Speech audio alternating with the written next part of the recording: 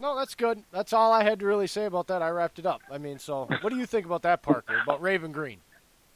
I do. I agree with your hybrid statement. I agree that he's not really just a safety. I think he also can play linebacker, and that's the biggest. That's the thing that Brian Gutekunst and Matt LaFleur have been preaching is versatility on defense. You don't want just one guy that plays one position. You or one position. You want a guy that can play multiple positions, and Raven Green fits that bill. And I think he can definitely play both positions if you really want him to. Okay, I gotta do a rewind real quick because since you're a huge Packer guy, Dave and I said on our post draft special, right? We made a lot of predictions and such that we've gotten laughed at and told about. But I want to kind of rewind on the back one. Were you surprised, like the whole rest of the Packer world, other than us, when we tried to tell them that Mike Daniels got cut the way he did? Because we had called it that night right after we got done watching the draft was finished and we did our post-draft special. He didn't fit what we were just talking about, that versatility and multiple position player. And he was 30 with a high cap number. I wasn't necessarily surprised that they cut him. He needed to be cut. But I was just surprised at the team that he went to. It was more of a vendetta move, in my opinion. Yeah. We have to face him twice a year now, so it just sort of stinks that it had to go down that way. But again, he wanted to get his money, and Detroit gave him his money. So, and that defensive front is nasty for Detroit. So, I'm not saying that they're going to have a good year or a bad year, but that's a defense you don't want to mess around with. Well, the thing is with Daniels, it's not just Daniels, Parker. It's Daniels. It's Elton Jenkins. I mean, it's Sam Ficken and the Mason Crosby theory. There's a bunch of takes we had that a lot of people laughed at us in our face, even on their own show, and basically was like, no, that won't happen. And not even a week later or a day later, the same thing we just told them would happen. And people would laugh at us on the Tony Brown situation. Tony Brown, in joint practice against DeAndre Hopkins, had 5 pass breakups in 2 days against the best wide receiver in football. And everyone just kind of like, oh, yeah, well, it's joint practice. I'm like, do you know how hard that is to even get 1 pass breakup in regular season against the strongest hands of the best receiver? But yet, I just feel like people are still holding on to Kevin King. And I don't know if you're one of them. I'm not trying to disrespect people who support him. I'm just, it's been 3 years now. Kevin King still on the injury report, and it's his 3rd year. It's another thing that I feel like we need to move on from. Yeah, I would agree with that. Kevin King, I mean, if he's not healthy, he doesn't produce. When healthy, he can produce really, really well. But I mean, again, he's been injured so much that we can't really tell at this point. So, I mean, all we've seen is flashes, and I'm sick of seeing flashes. We traded down over T.J. Watt to get Kevin King. T.J. Watt is a premier pass rusher, and I'm like, well, we wouldn't have needed to fully rehaul our whole unit if we took T.J. Watt, and Kevin King would have been down the road to somewhere else. But it still blows my mind that we're still waiting on this guy. Everyone's like, well, we need to give him time. It's the Kevin White theory for the Bears. The Bears waited on Kevin White for 4 years, and I really don't want to wait another year on this guy, especially if we have guys like Tony Brown, Kadar Hallman, Josh Jackson, Shannon Sullivan all showing out in these games in camp. Yes, I would definitely agree with that. I'm not sure what Green Bay is going to end up doing with King, but I mean, if he doesn't end up producing soon, I would get rid of him. Do you think they trade him in the next couple days? Because Kadar Hallman's had a solid night tonight. I watched him look like glue all over whoever he's had his coverage on. And then on top of that, Shannon Sullivan has looked like a wrecking ball. Whoever he's not covering, whoever he's like with a running back or a tight end that comes out in the flat, all I see is 39 come in like a rocket and just blast someone. And I'm like, I keep seeing plays from those guys, these unrestricted free agents or the undrafted free agents, and they they keep outshining King, and Dusty Evely's probably going to kill me because he is a huge King supporter. But if we had the chance, I would trade King for a 3rd or 4th round pick. No problem. To which team? Whoever gives it up. Whoever gives up a draft pick, 4th round pick, I will gladly take it because we've seen what Gutekunst can do with 4th round draft picks. Yeah, I want to jump in here real quick because I want to back. I knew you were gonna. Because Dave and I have this theory, right?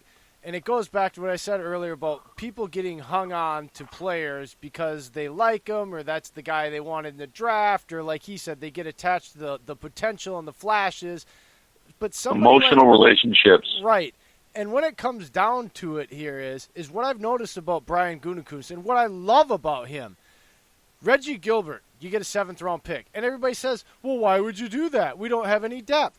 Because he probably wasn't going to make the team. Okay, and those 7th round picks, when you can take an asset like a King, who yes, you know when he's healthy, he's a great corner. We've seen it. But how many games in a row has he actually played, been healthy, and played like that? It's hard to answer that question. And so if you can take a guy that, is always in the tub, so to speak, and turn him around for any sort of draft capital, even if the risk of him going somewhere else and getting healthy, to me, you have to do that. Because Clinton-Dix is a prime example. Everybody threw their arms up, even though we knew he was wrecking our defense. We weren't really going anywhere. And without that 4th round pick, we don't have Savage right now. So I'm really up for this aggressiveness in making trades. And even if you're getting lower trades, being able to make or break a trade, Parker, is all about those 5th to 7th round picks. And if it takes 2 7th round picks that you don't have to complete a trade, you're stuck. And some other team jumps in and gets it. And so people need to realize there's point values assessed nowadays to all of these trade, all the pick values.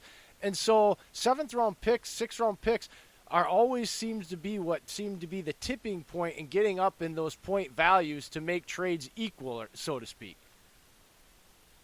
Yeah, I would definitely agree with that. As far as like the value, like you just said before, like the 5th to 7th round value, you don't really know, obviously, because you don't know what they're going to choose or what player they're going to go or what route they'll go as far as drafting. But at least you get something out of the player you traded for.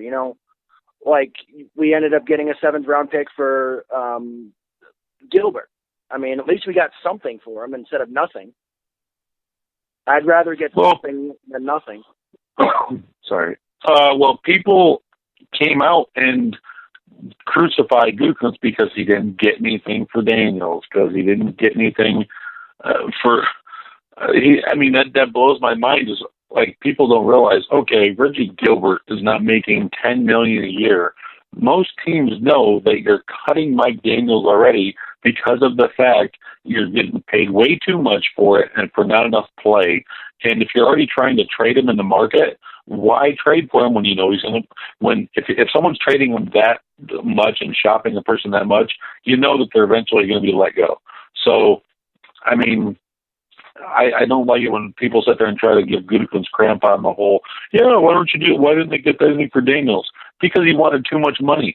Detroit was dumb enough to give him $7.5 million guaranteed, and he's already got the money in his pocket. Literally, right now, he could sit every game and not have to worry about a thing because in his contract, it's 100% guaranteed $7.5 million. That's ridiculous. That's why we're trying to trade him, because he wouldn't take a pay cut, and he had bad play last year in Mike Pettine's defense, who's installing the second year of his defense this year, and he doesn't fit in the mold. So, I don't know why people get into that and try to blame Gutekunst, especially when Gutekunst got us Jair Alexander off the trades, got us Darnell Savage off the trades. I feel like people want to be stuck in the Ted Thompson era, and it kills me. They're okay with watching the draft board with Ted Thompson, but free agency time, they're fine with him doing a crossword. Like Jay said, I love our GM. I know he loves our GM. I know you do by the way you talked about him. And it's just to try every avenue and turn over every stone and possibility to better his team. He's doing it. And to me, it just screams Ron Wolf, the GM who brought in Brett Favre, Reggie White, and and Gutekunst was a protege way back in 96 and 97 in the scouting department from Ron Wolf. So a lot of the stuff he's doing, it's almost like deja vu from that era. Well, I will say this quickly, just to jump in. We don't just love him, and I'm going to assume I'm speaking for you too here, Parker, but you can say it on your own if I'm wrong. I don't just love him because he's aggressive just to be aggressive. And I don't just love him because most of the things when he's aggressive work out. Jimmy Graham is a bust. Even if he has a decent year this year, for the money you paid, you didn't what you got out of him. Way too rich. But it didn't stop him from what he did. And he owns it. So to me it's like I like the aggressiveness because even when he's wrong, he doesn't shy away from it. He doesn't make excuses. But he continues to try. So you're going to fail. But if you never try the way Ted Thompson very rarely tried outside of 2009, like there's no chance to fail. Like that was my issue. Like it's okay if you fail, but at some point, if you're never trying, that bothers me more than trying and failing. Yeah, I definitely agree with both of your statements. Ted Thompson really, he kind of reminds me of Mr. Krabs from SpongeBob. He's so frugal with all of the money that Green Bay ended up getting. He would never, ever spend any of it in free agency, and the only free agency he would spend it on would be in-house guys to restructure a contract, to re-sign a guy, instead of going out in free agency with other than Peppers in 2014. That was probably his only free agent diamond in the rough that he actually got. But other than that, he really hasn't done anything spectacular. I mean, yeah, he drafted Rodgers. I mean, you can thank him for that, and he got us Super Bowl and all that, and I haven't thanked him. Rodgers fell to us. He didn't do anything for that. Yeah. But I'm glad that he's gone, and I'm glad that Gutekunst is our GM, because that guy is way, way better than Ted Thompson ever was as a GM.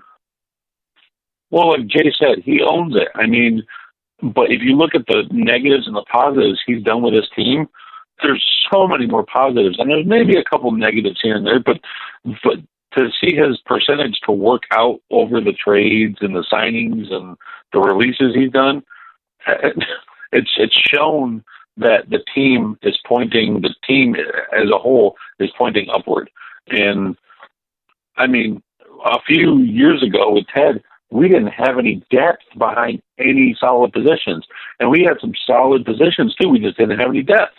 And Packers have had the injury bug for years for the past decade. So when someone got hurt, Ted always went to the I felt like he went to the grocery store, saw the guy bagging groceries and was like, hey, you want to be an offensive guard for the Packers? I mean, that's all I feel that really went on, because now I'm watching the depth of the Packers win 20-10 in a week season 4 game, and it's against Andy Reid's Chiefs that are renowned for having depth and running a really good scheme. So, I mean, we just didn't have it before. Asked for help as far as like defensive players went, he never really did that, with the exception of Peppers. I remember Rodgers coming out publicly and asking, and everyone seemed like when Thompson, I think it was like his 4th or 5th year as the GM, and they came out and asked Rodgers the year after he started, and they said, oh, yeah, you have any eyes on any free agents you might want your GM to sign? And he said, yeah, I used to play with a guy named Marshawn Lynch, and he was pretty good in Seattle. Or before he went to Seattle, and this is when he was in Buffalo.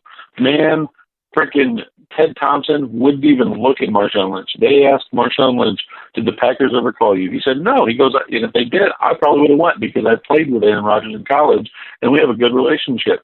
And that just amazes me. And I went back and looked at that year. They had $38 million in cap that year to spend, and they didn't spend